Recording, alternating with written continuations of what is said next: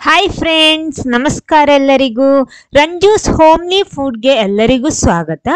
ಇವತ್ತೊಂದು evening snack recipe ಜೊತೆ ಬಂದಿದ್ದೀನಿ. ಅಂದರೆ ಮನೆಯಲ್ಲಿ ನಮಗೆ ತಟ್ ಅಂತ ಮಾಡ್ಬೋದು ಈ ರೆಸಿಪಿ. ಅಂದರೆ ಈ ಮಳೆಗೆಲ್ಲ ಸಂಜೆ ಹೊತ್ತು ಮಾಡಿ ತಿನ್ನೋದಕ್ಕೆ ತುಂಬಾ ಚೆನ್ನಾಗಿರುತ್ತೆ, ಟೇಸ್ಟಿಯಾಗಿರುತ್ತೆ. ಬನ್ನಿ ನೋಡೋಣ ಏನು ಅಂತ. ಆಮೇಲೆ ಫಸ್ಟ್ ಟೈಮ್ ಚಾನಲ್ ನೋಡ್ತಿದ್ರೆ ಚಾನಲ್ ಸಬ್ಸ್ಕ್ರೈಬ್ ಮಾಡಿ ಸಪೋರ್ಟ್ ಮಾಡಿ, ಅದರ ಪಕ್ಕದಲ್ಲಿರುವ ಬೆಲ್ ಐಕನ್ನು ಪ್ರೆಸ್ ಮಾಡಿ, ಅದರಲ್ಲಿ ಬರುವ ಆಲ್ ಆಪ್ಷನ್ಗೂ ಕ್ಲಿಕ್ ಮಾಡಿ. ಹಾಗಿದ್ರೆ ಮಾತ್ರ ನಾನು ಹಾಕುವ ಹೊಸ ವಿಡಿಯೋಸ್ಗಳು ನಿಮಗೆ ನೋಡ್ಬೋದು. ನೋಡಿ, ಇಲ್ಲಿ ಮೊದಲು ನಾನಿಲ್ಲಿ ಒಂದು ಪಾತ್ರೆಗೆ ಸ್ವಲ್ಪ ನೀರು ಹಾಕ್ತಾ ಇದ್ದೀನಿ. ಅದಕ್ಕೆ ಇಲ್ಲಿ 3/4 ಕಪ್ಪು ಅವಲಕ್ಕಿ ಹಾಕ್ತಾ ಇದ್ದೀನಿ. ಇಲ್ಲಿ ನಾನು ಅವಲಕ್ಕಿ ತಗೊಂಡಿರೋದು ದಪ್ಪ ಅವಲಕ್ಕಿ. ನಿಮಗೆ ಬೇಕಿದ್ರೆ ಪೇಪರ್ ಅವಲಕ್ಕಿ ತಗೋಬಹುದು. ಪೇಪರ್ ಅವಲಕ್ಕಿ ತಗೋತೀರಾ ಸ್ವಲ್ಪ ಜಾಸ್ತಿ ತಗೋಬಹುದು. ಇಲ್ಲಿ ಇದನ್ನ ಚೆನ್ನಾಗಿ ತೊಳಿಬೇಕು, ಅದಕ್ಕೋಸ್ಕರ ನಾನಿಲ್ಲಿ ನೀರಲ್ಲಿ ಹಾಕ್ತಾ ಇದ್ದೀನಿ. ಪೇಪರ್ ಅವಲಕ್ಕಿ ಅಂದ್ರೆ ಆ ರೀತಿ ನಮ್ಗೆ ತೊಳಿಯೋದಿಕ್ಕಾಗಲ್ಲ, ನೀರಲ್ಲಿ ನೆನೆಸಿಡ್ಬೇಕಷ್ಟೇ. ನೋಡಿ, ಮೊದಲು ಇದನ್ನ ಚೆನ್ನಾಗಿ ತೊಳಿತಾ ಇದ್ದೀನಿ. ಚೆನ್ನಾಗಿ 2-3 ಸಲ ತೊಳ್ಕೊಳ್ಳಿ. ಅಂದ್ರೆ ದಪ್ಪ ಅವಲಕ್ಕಿ ಆದರೆ ನಮಗೆ ಕರೆಕ್ಟ್ ಆಗಿ ತೊಳೆಯೋದಿಕ್ಕೆಲ್ಲ ಆಗುತ್ತೆ. ನೋಡಿ, ಇದನ್ನ ತೊಳೆದು ತರ್ತೀನಿ. ಇವಾಗ ತೊಳೆದು ತಂದಿದ್ದೀನಿ. ಅದಕ್ಕೆ ಸ್ವಲ್ಪ ನೀರು ಹಾಕ್ಬಿಟ್ಟು ಒಂದು 15 ನಿಮಿಷ ಇದನ್ನ ಹಾಗೆ ಬಿಟ್ಬಿಡಿ, ಅವಾಗ ಚೆನ್ನಾಗಿ ನೆನೆಯುತ್ತೆ. ಅದಕ್ಕೋಸ್ಕರ ನೋಡಿ, ಇವಾಗ ಮುಚ್ಚಿಡ್ತಾ ಇದ್ದೀನಿ. ಇವಾಗ 15 ನಿಮಿಷ ಆಗಿದೆ. ನೋಡಿ, ಅವಲಕ್ಕಿ ಎಲ್ಲ ಚೆನ್ನಾಗಿ ನೆಂದು ಇವಾಗ ರೆಡಿ ಆಗಿದೆ. ಪೇಪರ್ ಅವಲಕ್ಕಿ ಆದ್ರೆ ಒಂದು 5 ನಿಮಿಷನೂ ಬೇಡ, ಸ್ವಲ್ಪ ನೀರಲ್ಲಿ ಹಾಕ್ಬಿಟ್ರೆ ಕೂಡಲೇ ನೆನೆಯುತ್ತೆ ಅದು. ನೋಡಿ, ಈ ರೀತಿ ಇದೆ.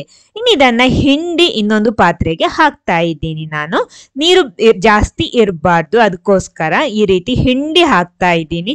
ಎಲ್ಲ ಹಾಕೊಂಡಿದ್ದೀನಿ. ಇನ್ನು ಇದಕ್ಕೆ ಬೇಕಾಗಿರೋದು ಆಲೂಗಡ್ಡೆ, ಬೇಯಿಸಿಟ್ಟಂತಹ 2 ಆಲೂಗಡ್ಡೆ ನಾನು ಇದಕ್ಕೆ ಹಾಕ್ತಾ ಇದ್ದೀನಿ. ಚೆನ್ನಾಗಿ ಬೆಂದಿರ್ಬೇಕು. ನೋಡಿ, ಈ ರೀತಿ ಮುಟ್ಟುವಾಗ ಚೆನ್ನಾಗಿ ಹುಡಿ ಆಗ್ಬೇಕು, ಆ ರೀತಿ ಬೇಯಬೇಕದು. ನೋಡಿ, ಇನ್ನಿದನ್ನ ಚೆನ್ನಾಗಿ ಒಂದ್ಸಲ ಮಿಕ್ಸ್ ಮಾಡ್ಕೊಳ್ಳಿ. ಇವಾಗ ಚೆನ್ನಾಗಿ ಮಿಕ್ಸ್ ಆಗಿದೆ. ನೋಡಿ, ಈ ರೀತಿ ಇದೆ. ಇನ್ನಿದಕ್ಕೆ ರುಚಿಗೆ ತಕ್ಕಷ್ಟು ಉಪ್ಪು ಸೇರಿಸ್ಕೊಳ್ಳಿ. ಆಮೇಲೆ 1 ಈರುಳ್ಳಿ ಸಣ್ಣಕ್ಕೆ ತುಂಡು ಮಾಡಿಟ್ಕೊಂಡಿದ್ದೆ, ಅದನ್ನ ಹಾಕ್ತಾ ಇದ್ದೀನಿ.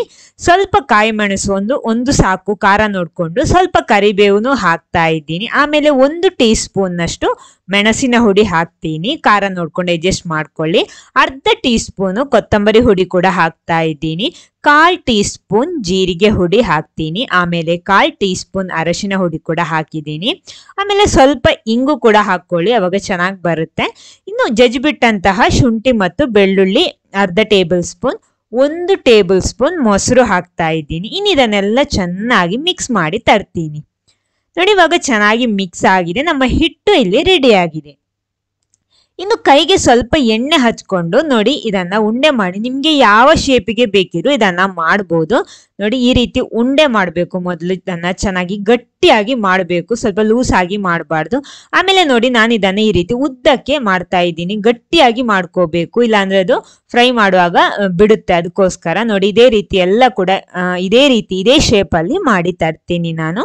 ನಿಮ್ಗೆ ಯಾವ ಶೇಪಲ್ಲಿ ಬೇಕಿರೋ ಮಾಡ್ಬೋದು. ನಾನು ಇಲ್ಲೊಂದು ಸ್ಟಿಕ್ ಶೇಪಲ್ಲಿ ಮಾಡಿದ್ದೀನಿ. ನೋಡಿ, ಎಲ್ಲ ರೆಡಿ ಆಗಿದೆ. ಇನ್ನು ಇದನ್ನ ಫ್ರೈ ಮಾಡಬೇಕು. ನಾನು ಇಲ್ಲಿ ಒಂದು ಪ್ಯಾನ್ ಅಲ್ಲಿ ಸ್ವಲ್ಪ ಎಣ್ಣೆ ಹಾಕಿ ರೆಡಿ ಮಾಡಿಟ್ಟಿದ್ದೀನಿ.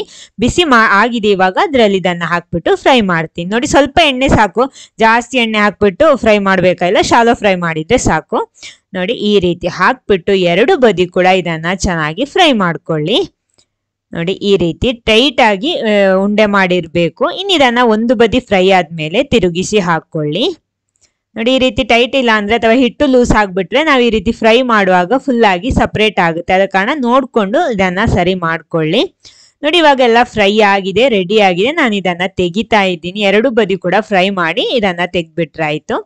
ನೋಡಿ, ನಾವಿಲ್ಲಿ ಅವಲಕ್ಕಿಯಲ್ಲಿ ಮಾಡಿರುವಂತಹ ಒಂದು ಸ್ಟಿಕ್ ಇಲ್ಲಿ ರೆಡಿ ಆಗಿದೆ. ಸಂಜೆ ಹೊತ್ತು ತಿನ್ನೋದಿಕ್ಕೆಲ್ಲ ತುಂಬಾನೇ ಚೆನ್ನಾಗಿರುತ್ತೆ.